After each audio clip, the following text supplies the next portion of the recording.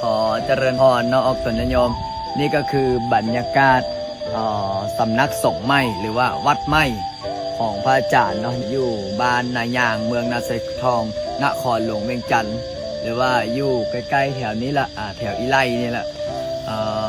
วัดใหม่ก็บรรยากาศก็ล่มลื่นดีแต่แม่งกระเบื้อหลายแม่งกระเบื้อดู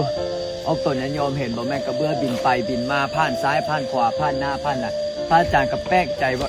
คือมันหลายแท้มือดีบุกดูเห็ดบอกขาวจนพ่นเนี่ยนะเนาะ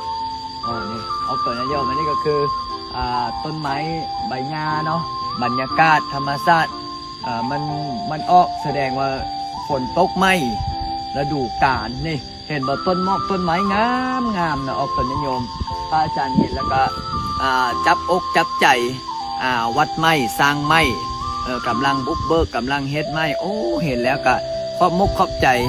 โยมพ่อโยมแม่โยมพี่คณะสายบุญสายญาติธรรมเนาะถ้าผู้ใดอยากจะมาสวดมนต์ถือศีลปฏิบัติธรรมก็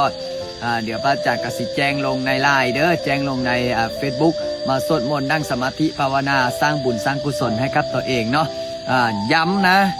รักษาศีลสวดมนต์นั่งสมาธิอันนี้คือบุญสุดยอดในพระพุทธศาสนาเนาะให้มีปัญญาขอเจริญพ